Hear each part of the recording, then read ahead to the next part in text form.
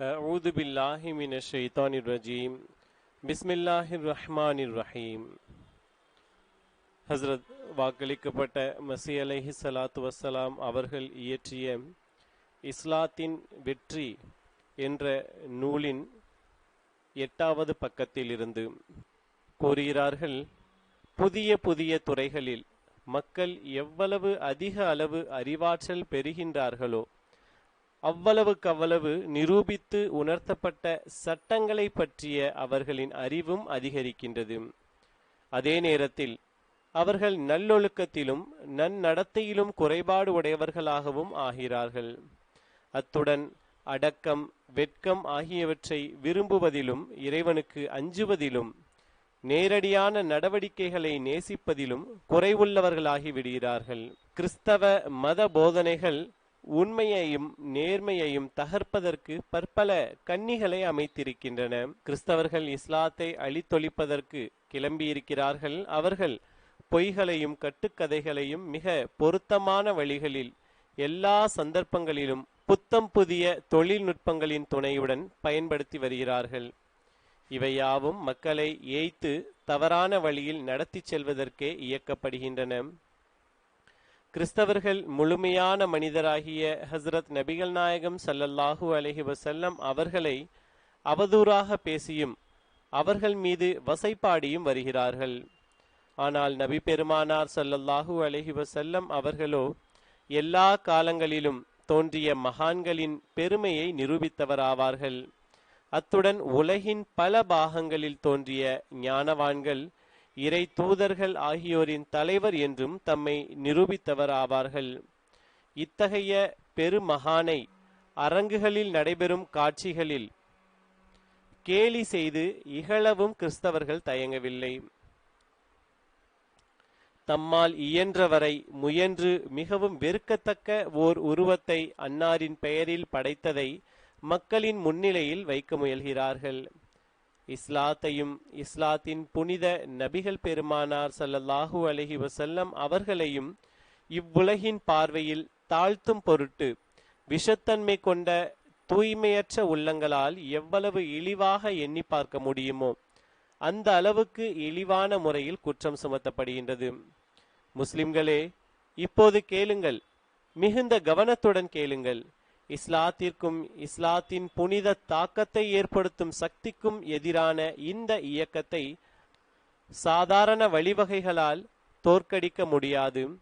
கிறிஸ்தவர்களால் எந்த அளவுக்கு முடியுமோ அந்த அளவுக்கு திட்டமிடப்பட்ட மிகச் சிக்கலான கட்டுக்கதைகளும் மிகவும் கவனத்துடன் திட்டமிடப்பட்ட சாதனங்களும் அவர்களிடம் ஆதரவாக இருக்கின்றன. இதற்காகும் பெருஞ்செலவை பற்றி கொஞ்சமும் எண்ணி பார்க்காமல் இவ்வேளை இரக்கமற்ற தன்மையில் தொடர்ந்து நடத்தப்படுகின்றது. மிகவும் அவமானத்திற்குரிய சில வழிமுறைகளையும் இவர்கள் விட்டு வைக்கவில்லை.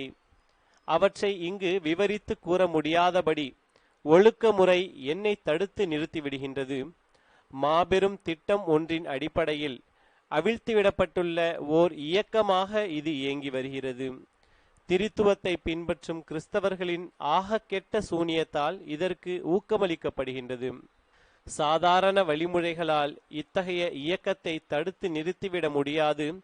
இறைவனின் வல்லமை மிக்க கரத்தின் அற்புதமான வலிமையை கொண்டு இதனை எதிர்த்து நிற்காவிட்டால் இதன் வித்தையையும் சூனியத்தையும் அடித்து வீழ்த்த முடியாது. அந்த அற்புத வலிமை மட்டுமே இந்த இயக்கத்தை நசுக்கும். அது இல்லாமல் நம்முடைய ஆன்மாக்களை இந்த விஷத்தன்மை மிக்க மேற்கத்திய மாயத்திலிருந்து நம்மால் காப்பாற்றி கொள்ள முடியாது. வேறு எதை பற்றியும் சிந்திப்பது வெறும் முட்டாள்தனமாகும். எனவே நமது காலத்தில் உண்மையான முஸ்லிம்களுக்கு மத்தியில் இருந்து இறைவன் இந்த எளியவனை தேர்ந்தெடுத்திருக்கின்றான். இந்த விஷம் மிகுந்த மாயம் செயல்படாமல் போவதற்காக தனது வெளிப்படுத்தப்பட்ட சொல்லினாலும் மற்ற தெய்வீக ஆதரவாலும் எளியவனாகிய என்னை ஆசீர்வதித்திருக்கின்றான். இதில் ஆச்சரியப்படுவதற்கு ஏதுமில்லை. இறைவனை அடைவதற்குரிய பிரத்யேகமான வழிமுறைகளை அவன் எனக்கு கற்று தந்திருக்கின்றான். இதர தெய்வீக உபகாரங்களையும் அற்புத சக்திகள் ஆன்மீக வாழ்வின் நுட்பமான ஞானத்தையும் அவன் எனக்கு அருளியிருக்கின்றான். இந்த அற்புதத்தின் உதவியினால் நம்முடைய காலத்தில் மேற்கத்திய மாயாஜாலம் எழுப்பியிருக்கும் மெழுகு சிலையை தகர்த்தெறிந்து விடலாம். சுருங்க கூறின், முஸ்லிம்களே, இந்த எளியவனின் வருகை மேற்கத்திய மாய இருளை போக்கும் ஓர் அற்புதமாகும்.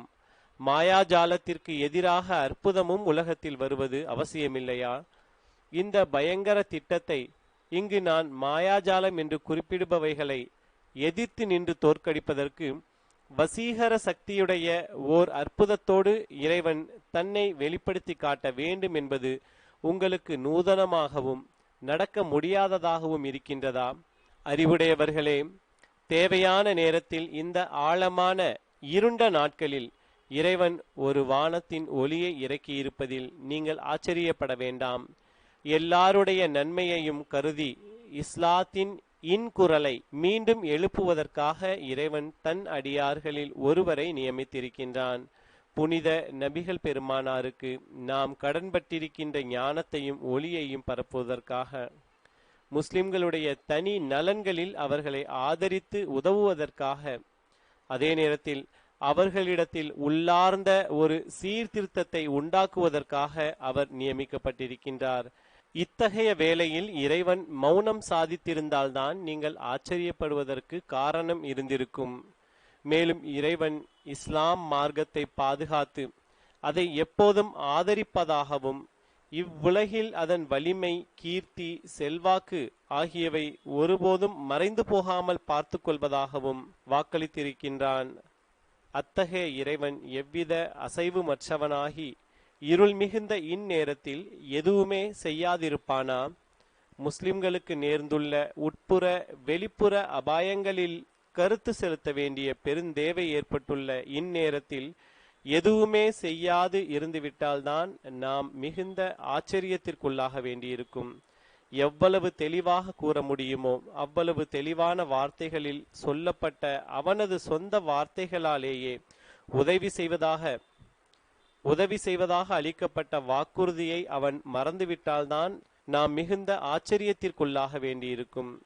புனித நபிகள் நாயகம் ஸல்லல்லாஹு அலைஹி வஸல்லம் அவர்களின் சொற்களில் அடங்கியுள்ள வாக்குறுதி நிறைவேற்றப்படாமல் போய்விட்டால்தான் வியப்படைவதற்குரிய சந்தர்ப்பம் நமக்கு கிட்டியிருக்கும். ஒவ்வொரு நூற்றாண்டின் தொடக்கத்திலும் அவனது மார்க்கத்தை புதுப்பிப்பதற்காக இறைவன் தன் அடியார்களில் ஒருவரை எழுப்பிக் கொண்டிருப்பான் என ஹஸரத் நபிகள் நாயகம் ஸல்லல்லாஹு அலைஹி வஸல்லம் அவர்கள் அருளியுள்ளார்கள். அல்லாஹும்ம ஸல்லி அலா முஹம்மதின் வ அலா ஆலி முஹம்மத் வ பாரிக் வஸல்லிம் இன்னக ஹமீதும் மஜீத்.